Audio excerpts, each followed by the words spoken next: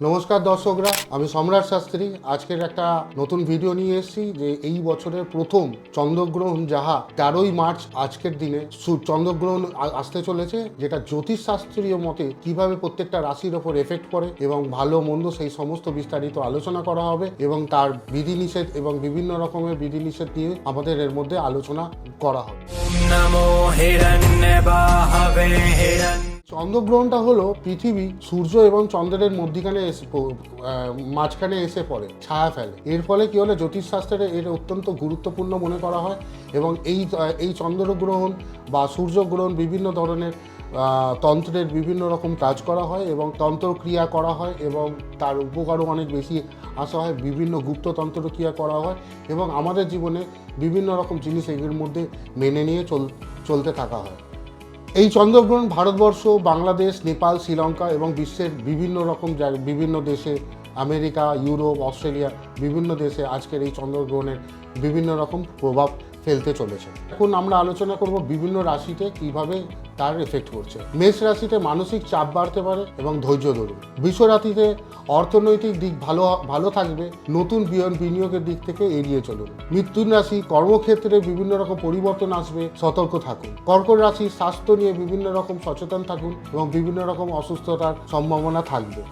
সিংহ রাশি প্রেম ও বিভিন্ন রকম সম্পর্ক এবং ফ্যামিলি রিলেশন সম্পর্কে বিভিন্ন রকম ভালো আসবে এবং কিছু কিছু ক্ষেত্রে মিসআন্ডারস্ট্যান্ডিং সৃষ্টি হতে পারে।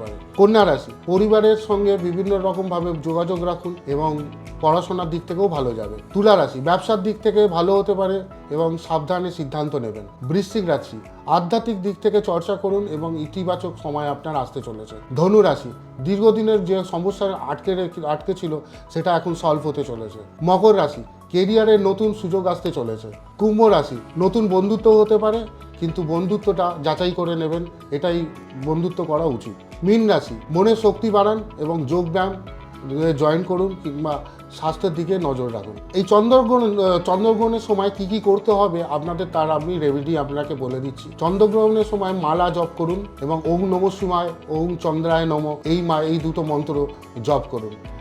স্নান করুন, গ্রহণের আগে পবিত্র জলে স্নান করুন এবং দান করুন, খাবার দান করুন। চন্দ্রগ্রহণের পরে গরিবকে খাবার দান করুন কিংবা আড়াপাড়ার কুকুরদেরকেও খাবার দান করতে পারেন এবং গর্ভবতী মহিলারা এই সময় বাড়ির বাইরে বেরোবেন না।